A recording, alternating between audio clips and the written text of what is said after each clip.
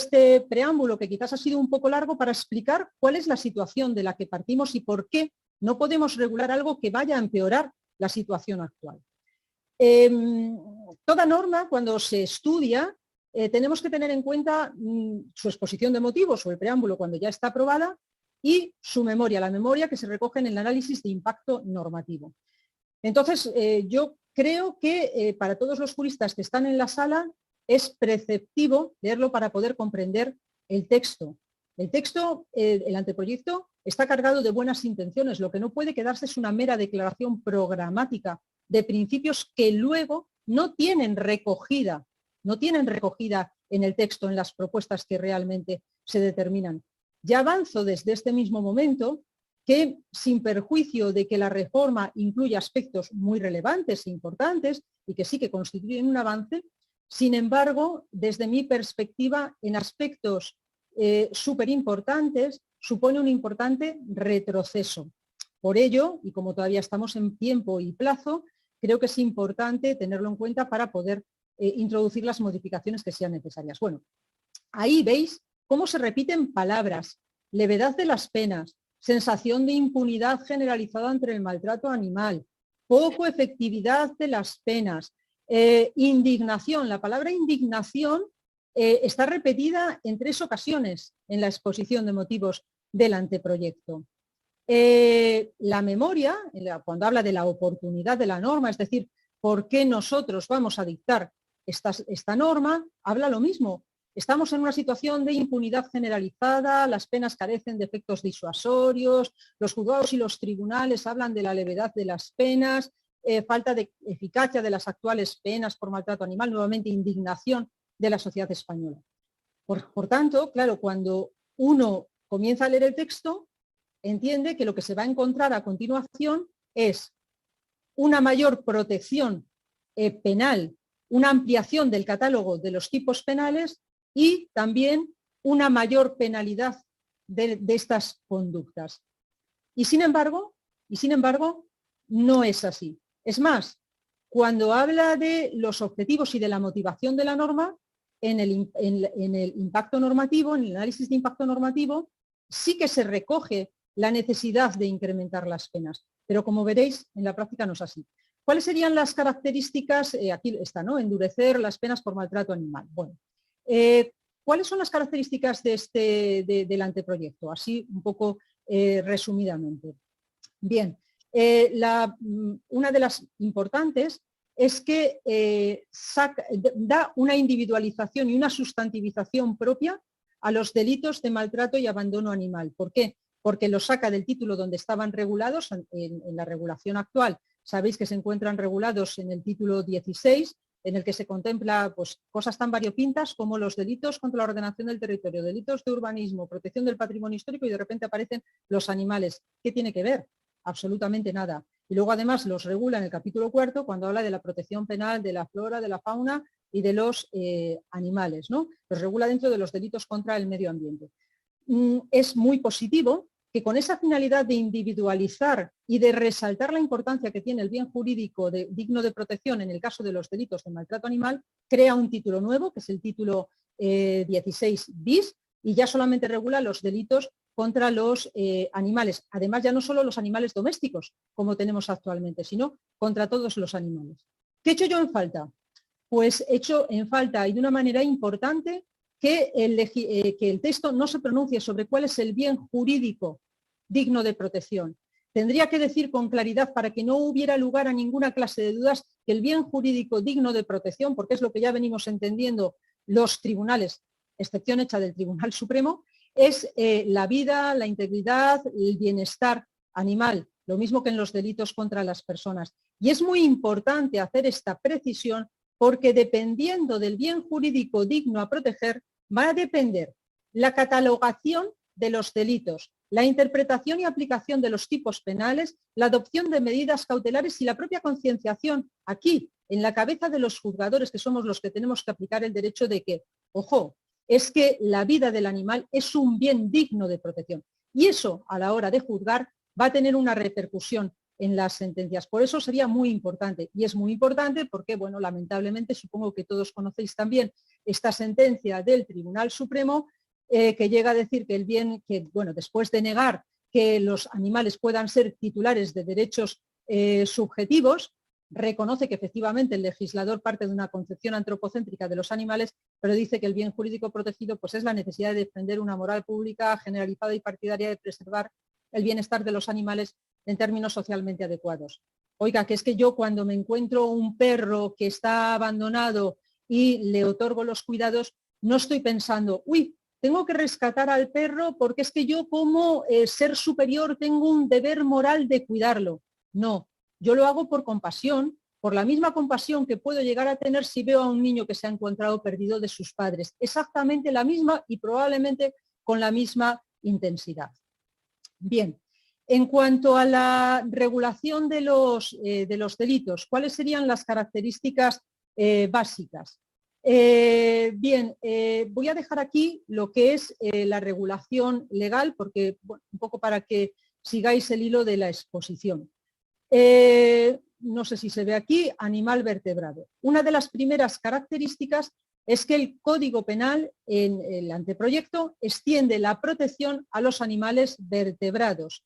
Esto supone la protección de los animales silvestres y salvajes que quedaban fuera de protección o que quedan actualmente fuera de protección cuando vivan en estado salvaje, pero que provoca también el problema de qué pasa con los cefalópodos, por ejemplo, que actualmente sí encontrarían protección. Si yo tengo a un pulpo en un acuario y le le maltrato, podría estar cometiendo un delito de maltrato, ya que es un animal salvaje, pero que vive bajo la dependencia del hombre. Sin embargo, tal y como está previsto el anteproyecto, los cefalópodos, los pulpos, quedarían fuera de esta protección. Y quizás hubiera sido más sencillo incluir a todos los animales, incluidos los animales salvajes, incluso cuando vivan en estado salvaje. Desde el punto de vista de la acción, es de agradecer que se simplifican los tipos penales, porque ya no se habla de menoscabo, ya no se habla de grave, ya se ha suprimido igualmente el injustificadamente que tantos quebraderos de cabeza estaba dando, y ahora se habla de sin estar amparado en las leyes u otras disposiciones. Por tanto, un aviso a aquellos sectores que están distorsionando la realidad, el sector de la caza y el sector de la pesca. No hay ningún peligro en el anteproyecto. ¿Por qué no hay ningún peligro? Porque al estar amparada su actividad por una norma legal, van a poder seguir cazando, van a poder seguir pescando, siempre y cuando, claro está, lo hagan dentro de esa actividad y no utilicen estos sectores, estas actividades, con la finalidad de cometer excesos, que es lo único que se castiga, ¿vale? En tercer término, se clarifican los conceptos porque ahora lo que se va a castigar son los resultados de lesiones siempre y cuando, bueno, pues requiera tratamiento veterinario. En los casos en los que no se requiera tratamiento veterinario, lo vamos a ver aquí. Entonces, en ese caso, si las lesiones producidas no requieren tratamiento veterinario, serán castigadas como un delito leve. Es decir, que lo que va a diferenciar la gravedad es la existencia de tratamiento veterinario. Problemas. Si volvemos aquí, veréis cómo el Código Penal habla de lesión, Cuando uno utiliza el término lesión, se está refiriendo tanto a lesiones físicas como lesiones psicológicas, pero es que hemos visto que en la práctica muchos juzgados, cuando hablan el término lesión, lo restringen exclusivamente a las lesiones de naturaleza física. Entonces yo considero que aquí sería necesario clarificar el concepto y hablar o bien de salud o bien de lesiones físicas y psíquicas. En segundo término, bueno, no sé qué significa el objetivamente para su sanidad tratamiento veterinario. El tratamiento veterinario es o objetivo, o existe o no existe. Entonces, no sé muy bien por qué se ha incluido el término objetivamente. Lo que más me preocupa es que como se exigen las lesiones, se está despenalizando un montón de conductas muy habituales en el ámbito del maltrato que a fecha actual están penalizadas en el artículo 367.4 del Código Penal por la vía del maltrato cruel. Es decir, todas aquellas conductas como, por ejemplo, dar patadas reiteradamente o pegar palazos a un gato o a un perro si no le dejo lesiones, ya no hay infracción penal y queda relegado a la vía administrativa. Más grave me parece en el caso de los maltratos psicológicos, que son difíciles de acreditar, o en el caso de aquel perro al que yo castigo, se ha portado mal y entonces lo tengo toda una semana dándole de comer mendrugos de pan. No va a tener lesiones, pero nadie puede negar que ahí hay un maltrato. La cuestión es si entendemos que eso tiene que quedar relegado al ámbito del derecho administrativo o no. Otro problema muy importante, el maltrato con resultado de muerte. Veréis, si leéis aquí el artículo, pone cuando con ocasión de los hechos previstos en el apartado primero se cause intencionadamente. ¿Qué significa el exigir intencionadamente? Yo ya no sé si ha sido un despiste del legislador o es que ha habido una intención, valga la redundancia, pero el intencionadamente supone un dolo reforzado. Yo me he tomado la molestia de examinar el Código Penal, ver cuántos tipos penales incluyen el intencionadamente y solo he encontrado 7. 7 delitos contra la propiedad industrial, intelectual, los delitos de tráfico clandestino de personas y luego delitos que no vemos en los tribunales, como son los delitos contra la administración de justicia en la Corte Penal Internacional y los delitos de terrorismo internacional. Punto. Entonces, ¿qué sentido tiene? Cuando actualmente se está castigando los delitos de maltrato, son delitos de naturaleza doloso. Es decir, la imprudencia ya queda excluida, que nadie se preocupe si va por el campo y no sé, y pisa sin querer un animal vertebrado, que nadie se preocupe, eso no es delito. ¿Por qué? Porque lo ha hecho sin querer, negligentemente, ¿vale? Pero actualmente se castigan las conductas dolosas y el dolo puede ser directo, cuando yo tengo la intención, yo le disparo a un animal y le causo la muerte porque quiero matarle, o también porque no teniendo la intención me represento mentalmente como probable esa posibilidad, ¿no? Es decir, yo le disparo, evidentemente puedo afectar una zona vital, yo no quiero matarle, pero le termino matando. Actualmente estas conductas son sancionables con resultado de muerte, como sucede con los delitos contra las personas. Sin embargo, al exigir aquí un intencionadamente, de forma maliciosa se introduce un dolor reforzado. Ahora no bastará con que yo me represente como probable la posibilidad de ocasionar la muerte a un animal, sino que tendré que desearlo. Y pongo como ejemplo el inspirador de la reforma, el perro timple. Cuando los autores de la muerte por asfixia del perro timple, que ya sabéis, bueno, pues que le colocaron unas bridas, le colocaron también un esparadrapo en la boca y murió por asfixia, bueno, pues uno de los autores dio una rueda de prensa y dijo, poco menos que se le fue de las manos, que ellos realmente lo único que querían era inmovilizarlo y que no le quisieron ocasionar la muerte. Bueno, pues este caso evidentemente no podía ser sancionado por un delito de maltrato animal con resultado de muerte, dada la dificultad de acreditar que esa efectivamente no era su intención, y es muy difícil. Pero ¿qué va a pasar con los delitos de comisión por omisión? Es decir, cuando yo abandono a mi perro en una finca, no le doy de comer, no le doy de beber, y llego al juez y le digo, ay, es que yo jamás de los jamases, yo es que pensé que lo iba a alimentar el vecino, yo no le quería ocasionar la muerte. Pues desgraciadamente estos supuestos no van a poder ser castigados como resultado de muerte, ¿vale? Se sigue sancionando el delito de abandono animal en los mismos términos, así que no me voy a pronunciar sobre ello dado ya el tiempo. Se incluyen, y esto desde mi punto de vista con carácter positivo, circunstancias agravantes nuevas, algunas ya existían, las tenéis aquí en esta diapositiva, tampoco me voy a detener porque sí que quiero hablar de otra cuestión que me parece también muy importante, ¿vale? Y es el tema de la responsabilidad penal de las personas jurídicas. Tema trascendental y además tengo que decir que desde mi punto de vista muy positivo, supone un avance muy positivo por dos cuestiones. Vamos a ver. Como sabéis, la responsabilidad penal de las personas jurídicas se introdujo en el año 2010 con la finalidad de sancionar no solo a las personas físicas, sino también a las personas jurídicas en cuyo nombre venían actuando esas personas físicas como administradores, legales representantes, empleados, porque se entendía que podían haber recibido un beneficio bien directo o bien indirecto. No en todos, bueno, cuando se reunieran las condiciones del artículo 31 bis, no en todos los supuestos, no en todos los delitos, sino para un catálogo de delitos que luego viene recogido en el Código Penal. Actualmente, tengo que decir una cosa importante, y es que la responsabilidad penal de las personas físicas de un administrador no impide la responsabilidad penal de las personas jurídicas ni a la inversa. Se podrá sancionar tanto al administrador como a la persona jurídica. Y el anteproyecto ahora incluye esta posibilidad. Y es importante porque bueno, pues todos hemos visto cómo el sector del derecho animal, por circunstancias diversas, se ha ido mercantilizando y bueno, pues hay noticias que salen en la prensa, porque me estoy acordando del Parque Animal, una explotación porcina muy conocida que salió en un programa Salvados, laboratorios donde se realizan experimentación animal donde no se cumplen protocolos y además se originan situaciones de maltrato. Bueno, pues es importante porque ahora este anteproyecto sí que va a permitir no solo sancionar a las personas autoras de los maltratos, sino también a las sociedades mercantiles.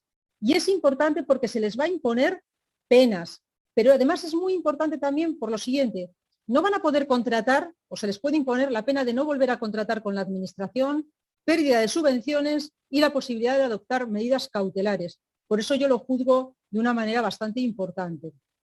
Ya para ir terminando, voy a dejar el plato fuerte para el final, María, que es el de las penas, el de la penalidad, y voy a hablar de las medidas cautelares, donde se produce también un importante retroceso. Actualmente también, como sabéis, la ley de enjuiciamiento criminal, a diferencia de lo que sucede con las personas, no regula medidas específicas de protección o de medidas cautelares para los animales cuando se investigan delitos de maltrato animal. Ya conocéis, creo que también, mi postura acerca de que esta inexistencia de un catálogo específico de medidas no implica que el juez no solo no pueda adoptarlas, sino que lo que implica es que el juez puede adoptar todas aquellas medidas que dentro de su imaginación tengan cabida para dar la mayor protección posible a los animales. Y hago esta interpretación en base al artículo 13 de la Ley de Enjuiciamiento Criminal, 727.11 de la Ley de Enjuiciamiento Civil y el fundamental, que es nuestro actual artículo 339 del Código Penal, que permite la adopción de cualquier medida para proteger los bienes jurídicos que se sancionen en estos delitos, ¿verdad? Bien, ¿qué es lo que pasa ahora con el anteproyecto? Pues que el anteproyecto va a permitir que los jueces o tribunales puedan adoptar cualquier medida cautelar, cualquiera, no solo el decomiso, porque generalmente en la práctica muchos juzgados solamente utilizan el decomiso o la privación cautelar de la guarda y custodia, pero claro, lo tengo ahí subrayadito en negro, oídas las partes, es decir, que para que se puedan adoptar con el anteproyecto medidas cautelares de protección de los animales es necesario oír a las partes, y esto oír a las partes significará oír a la acusación particular y popular, si para entonces no está aprobada la ley de enjuiciamiento criminal, significa oír al dueño del animal, que en muchas ocasiones es el propio maltratador, y significa oír al maltratador porque también está personado. Y claro, mientras, si resulta que la policía no ha adoptado medidas cautelares, ¿qué pasa con ese animal? Porque los juzgados estamos como estamos, y aunque te entre una medida cautelar, pues a lo mejor resulta que te entra hoy y no la puedes celebrar hasta la semana que viene. ¿Qué hacemos con ese animal? Es decir, esto es un límite, desde mi punto de vista, inexplicable y que además va a empeorar la protección de los animales. Bien.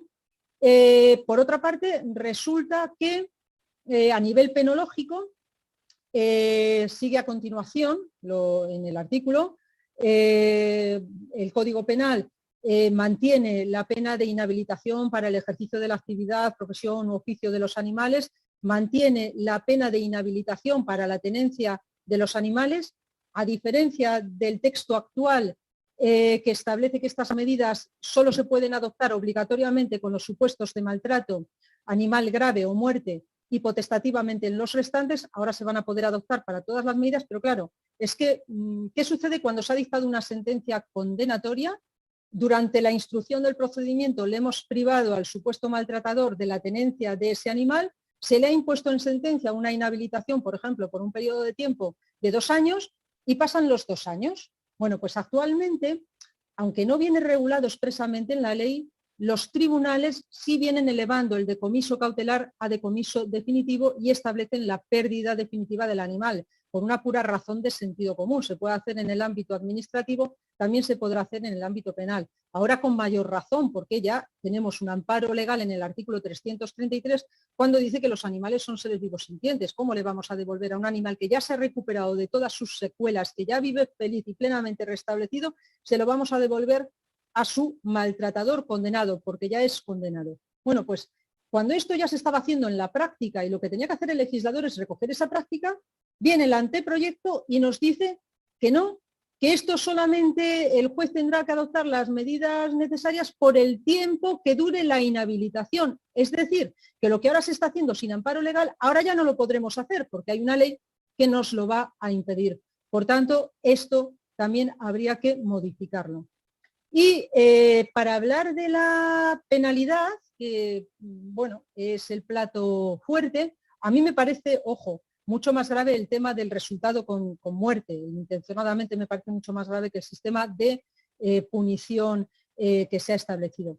Ahí tenéis un cuadro que yo he elaborado para que veáis un poquito cómo ha sido la evolución en el ámbito de protección del bienestar animal. Nunca se ha discutido que la pena de prisión sea necesaria, al menos para los delitos de maltrato animal de mayor gravedad. Se ha discutido sobre su extensión, pero nunca sobre que sea la pena más adecuada. Y ahora resulta que con el anteproyecto pues nos llevamos la sorpresa de que, vale, se ha elevado en algún caso ligeramente las penas de prisión. En el caso del maltrato con resultado de lesiones graves, bueno, pues pasa de los 12 meses a los 18 meses, y en el maltrato con resultado de muerte, que va a quedar prácticamente como se mantenga el intencionadamente, va a ser muy difícil de aplicar, pues se va a elevar de los 18 meses a los 24 meses. De una forma inexplicable, aparte de que se ha despenalizado los maltratos crueles sin lesiones, pues resulta que cuando sean lesiones que no exijan tratamiento veterinario, se baja la pena de multa, porque ahora se sancionan hasta 6 meses y con el anteproyecto se baja a 3 meses o trabajos en beneficio de la comunidad. Y con respecto al abandono se produce una cosa muy curiosa. A pesar de que en el propio texto se reconoce que es una de las mayores lacras que padece nuestro país y de la escasa eficacia que tienen las penas que hasta el momento se imponen, pues uno piensa que lo mínimo que merece el delito de abandono para disuadir el comportamiento de abandono es una elevación de la pena de multa. Y sin embargo, la pena de multa se mantiene con carácter alternativo con los trabajos en beneficio de la comunidad. Bien, en cuanto a la extensión de la pena, es verdad, de la pena de prisión me voy a referir ahora exclusivamente, es verdad que se eleva.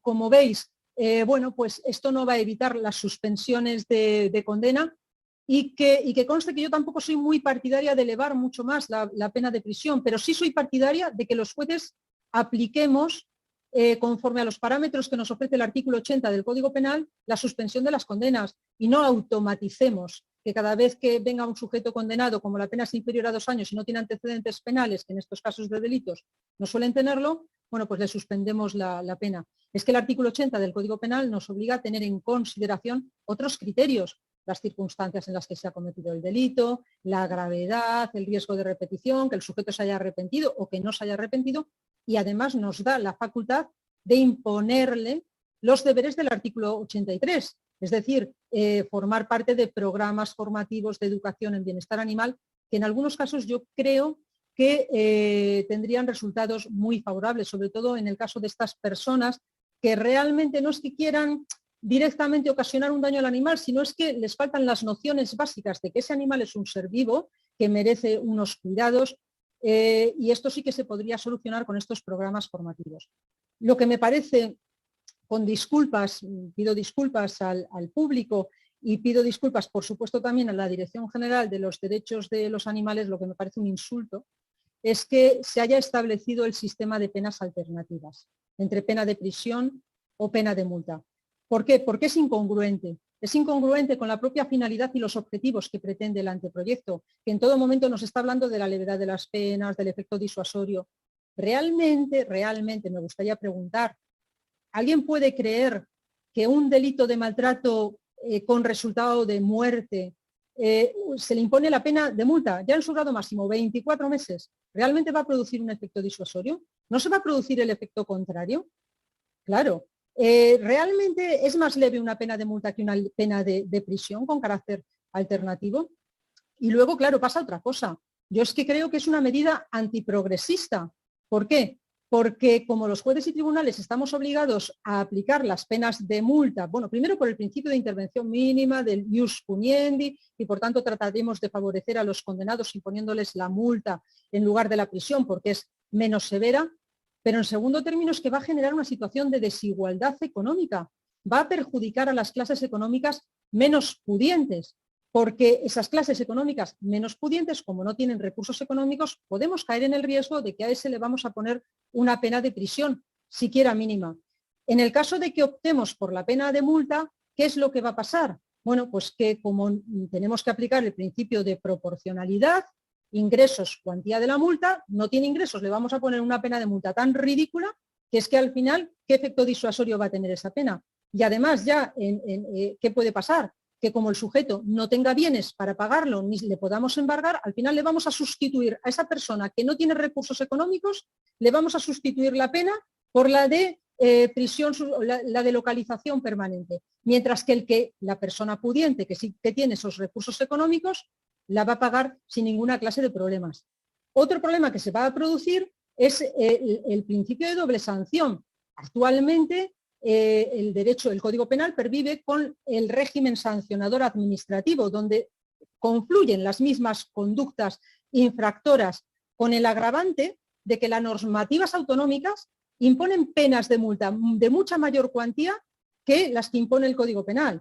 Por lo tanto, resultará que muchos de los condenados o muchos de los investigados, si no es por el estigma que ocasiona el estar incurso en un proceso penal y que genera antecedentes penales, van a preferir ir a la vía penal que ser sancionados en la vía administrativa. No sé si me explico. Y ya el último de los efectos que se puede generar con esto es que vamos a transmitir a la sociedad que, bueno, lo sancionamos con una pena de multa porque el bien jurídico o los delitos de maltrato, bueno, pues no tienen esta importancia que tendrían que tener. Y lo que es muy importante también, va a originar una situación de desaliento en los propios investigadores, que para investigar este tipo de delitos están dedicando muchos recursos personales y económicos. Y de esta manera uno puede decir, si solamente se le va a imponer una pena de multa. Y que conste, y lo digo de verdad, que considero que la punición no es la solución. Es decir, muchas veces, bueno, pues ponemos el acento donde no lo tiene que tener. La punición, el derecho penal, es un mal necesario cuando ya se ha producido el daño. Donde se tendría que poner el acento es en la fase previa, en la fase de la prevención, de la protección. De ahí que sea tan importante también pues, la ley de protección de derechos de los animales, ¿no? que está también en trámite. Y yo creo que más o menos así unas líneas generales he dado. Como conclusión, creo que, como he dicho al principio, bueno, pues tiene cosas interesantes como acabar con la dispersidad, la indefinición de los conceptos de menoscabo, el injustificadamente, pero la introducción de nuevas agravantes, algunas de las cuales pues realmente son muy interesantes y pueden dar mucho juego. Pero claro, me parece que estamos ante una situación de retroceso terrible que exige una solución inmediata de aprobarse en estos términos por el tema de... no quería olvidarme, María, porque creo que no lo he mencionado, el tema del abuso. El tema de... Es verdad que ahora en nuestro anteproyecto, a ver, está por aquí, aquí está, vale. Se sustituye, se elimina, se suprime el término de explotación sexual por actos de carácter sexual y se prescinde del término por el que optaban los juristas, abuso sexual. Yo soy mal pensada. Creo que no se utiliza el término de abuso sexual porque el término abuso sexual implica unas connotaciones, aprovechamiento de una situación de vulnerabilidad por ausencia de consentimiento, y supondría en definitiva reconocer a los animales no humanos el derecho a una libertad o la indemnidad sexual que se les niega como sujetos, ¿no? Entonces, creo que por eso se ha optado por la expresión actos de carácter sexual. Pero claro, tal y como está redactado el precepto, realmente no se añade absolutamente nada. Absolutamente nada. A diferencia de lo que pasa actualmente, donde al menos se sanciona la explotación sexual precedida por un maltrato injustificado, resulta que con el anteproyecto la realización de prácticas de carácter sexual o de actos de carácter sexual con animales no se castiga por sí sola, no se castiga por sí sola porque es un medio procedimiento, uno más, pero que va a exigir lesiones, es decir, que lo que vamos a sancionar no es el abuso sexual, no son las prácticas zoofílicas, y aquí podríamos entrar en el debate de si es o no necesario castigarlo, pero no se va a sancionar el abuso sexual, sino que lo que se va a castigar son las lesiones que se te pueden ocasionar porque le pegues un disparo, porque le pegues un palazo, porque le metas un apuñalamiento o porque realices un acto de agresión sexual. Es otro de los riesgos y otra de las cuestiones que creo que son merecedoras de reforma. En definitiva, que creo que todavía hay que cuajarlo un poquito más y que sería necesario oír a los sectores especializados, los sectores jurídicos, los colegios de abogados, académicos, para no incurrir en los errores por los que estamos pasando actualmente, no generar disparidad de interpretaciones y sobre todo y fundamentalmente no retroceder, no incurrir en una regresión de los derechos y de los avances que hemos conseguido ya en materia de protección animal. Con esto acabo. Gracias.